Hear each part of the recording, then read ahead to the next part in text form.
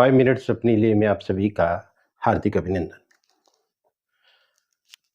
आपने अक्सर देखा होगा, अब तो ख़ैर आप लोगों ने नहीं, शायद नई जवान पीढ़ी ने तो शायद ना देखा हो, लेकिन रेस्टोरेंट्स के अंदर अब खाना खाते हैं। लेकिन पहले रेस्टोरेंट्स तो इतने नहीं होते थे, ढाबे ज़्यादा होते थे और ढाबे पे एक लड़का जो ऑर्डर लेने आता था, अ, वो 15-16 सब्जियों का नाम बिल्कुल एक सीक्वेंस में बोल जाता था, जिसमें 2 नाम बड़े कॉमन होते थे, आलू मटर, मटर पनीर। तो मटर कि आप सब्ज़ी बहुत चाव से खाते हैं, आलू मटर खाते हैं, मिक्स्ड वेज में मटर खाते हैं या मटर के बहुत सारे पकवान आप लोग खाते हैं। आज हम बात करेंगे कि मटर हमें खानी चाहिए, नहीं खानी चाहिए तो कैसे खानी चाहिए, कितनी खानी चाहिए? हम ऐसे खाएँ तो क्या होगा, वैसे खाएँ तो क्या होगा? हाँ, मैं एक क्षमा याचना करना चाहूँगा कि पिछला वीडियो हमने मेथी के ऊपर किया था और मेथी का एक बहुत महत्वपूर्ण प्रयोग है। आप लोगों ने मैंने हाल ही में देखी फ़िल्म एक बाल, शायद आयुष्मान खुराना की है। वो सिर के बालों के ऊपर पूरी फ़िल्म है, तो वो कॉन्फिडेंस, सेल्फ कॉन्फिडेंस के ऊपर है। लेकिन उसमें बाल एक बड़ी महत्वपूर्ण भूमिका निभाते हैं। तो एक बालों के लिए बहुत ही प्यारा मेथी का योग है, जो मैं इस वीडियो में बाद में चर्चा करूँगा, लेकिन अभी हम चलते हैं मटर की तरफ। किसी भी चीज़ के बारे में जानने से पहले हम लोग देखते हैं कि मटर में है क्या? मटर में बेसिकली तो बहुत बड़ा कंटेंट होता है वाटर का, मॉइस्चर का कंटेंट होता है, जो 72.9 ग्राम होता है पर 100 ग्राम में। 100 ग्राम की बात करें तो हम। प्रोटीन की जहाँ तक बात है 7.2 ग्राम होता है और फैट्स होते हैं 0.1 ग्राम, 0.1 ग्राम, जो कि नेग्लिजिबल कहा जा सकता है, और मिनरल्स होते हैं 0.8 ग्राम। फाइबर इसमें अच्छा खासा फाइबर होता है, 4 ग्राम फाइबर 100 ग्राम के पीछे रहता है और कार्बोहाइड्रेट्स 15.9 ग्राम रहते हैं। एनर्जी रहती है 93 किलो कैलोरी और साथ में कैल्शियम रहता है 20 एमजी का। फास्फोरस रहता है इसमें 13 एमजी। इसके साथ-साथ आयरन रहता है 1.5 एमजी, 1.5 एमजी आयरन रहता है। कैरोटीन जो कि मैंने पिछली बार भी बताया था कि अल्टीमेटली बॉडी में जाके रेटिनॉल में यानी कि विटामिन ए में कन्वर्ट होता है, बीटा कैरोटीन 83 एमजी रहता है और मैग्नीशियम रहता है 3 एमजी। जहाँ तक सोडियम की बात है 7.8 एमजी और पोटेशियम रहता है 9 एमजी। सेलेनियम 95 एमजी रहता है। तो वैसे तो मटर को हम बिल्कुल स्टार्ची वेजिटेबल मानते हैं। स्टार्ची जैसे कि हमारा पोटैटो है, आलू है या कॉर्न्स है, तो वो स्टार्ची वेजिटेबल में आता है। अगर बहुत ही सूक्ष्म दृष्टि से देखें, तो ये वेजिटेबल में नहीं बल्कि फलियों में आता है, फलियों की श्रेणी में आता है हमारा जो ये मटर है। जैसे मैंने कहा था कि इसमें 4 ग्राम फाइबर होता है पर 100 ग्राम के ऊपर और ये प्रोटीन का भी बहुत अच्छा सोर्स होता है। बहुत सारे लोगों को आपने देखा होगा मिल्क प्रोटीन, मिल्क के प्रोडक्ट्स, हालाँकि प्रोटीन हमारी बॉडी के लिए बहुत ज़रूरी है, फैट को एब्ज़ॉर्प्शन के लिए भी बहुत ज़रूरी है, प्रोटीन हमारी सेहत के लिए, मसल्स के लिए बहुत ज़्यादा ज़रूरी है। लेकिन बहुत सारे लोगों को मिल्क प्रोटीन से एलर्जी होती है। चाहे हम पनीर खाएँ, चाहे हम मिल्क लें, कर्ड लें, इससे कई लोगों को एलर्जी होती है। तो आजकल बहुत सारे आयुर्वेदिक उत्पादों में पी प्रोटीन का प्रयोग किया जाने लगा है। पी प्रोटीन कंपैरेटिवली बहुत सेफ है और अधिकतर लोगों को वो सूट कर जाती है। प्रोटीन ज़रूरी है, लेनी तो पड़ेगी ही।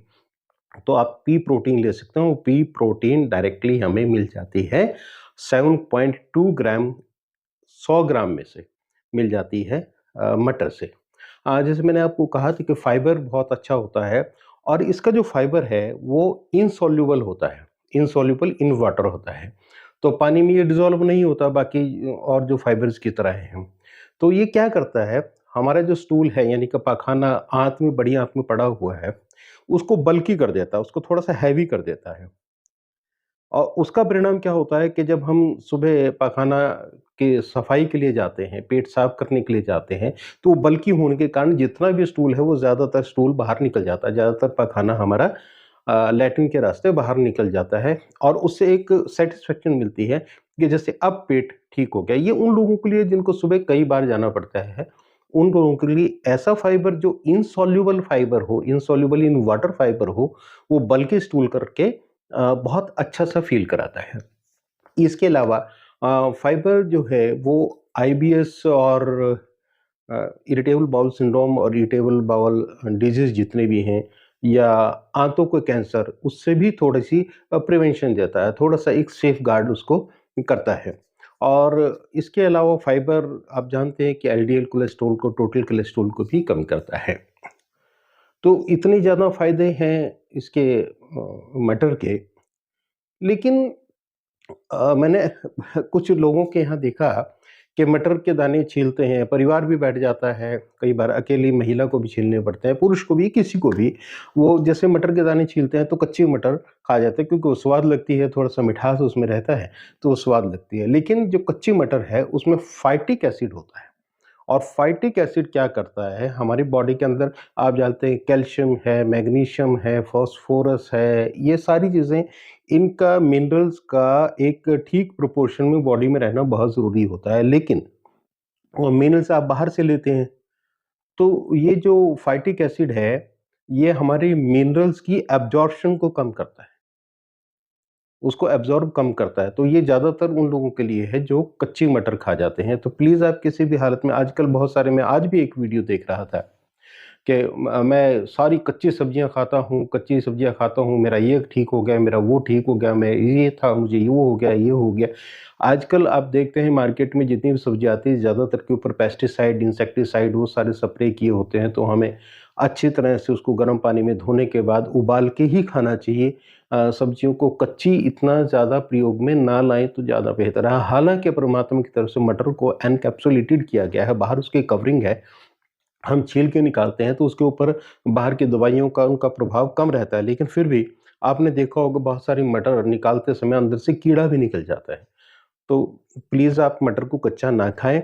उसके अलावा इसमें एक होता है लैक्टिन्स होते हैं मटर में।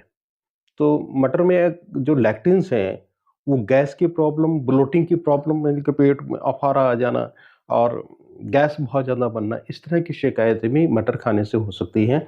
लेकिन ये कच्ची की बात नहीं है, ये पक्के खाने से भी, आप जो जिस तरह से आप उबाल के या उसको खाते हैं, सब्ज़ी बना के खाते हैं, जिस भी रूप में आप गरम करके उसको कुक करके खाते हैं, तो तब भी ये गैस और ब्लोटिंग कर सकते हैं। लेकिन इसका अर्थ ये तो नहीं है कि आप मटर खाना छोड़ दें, मटर तो आप खाएँगे ही।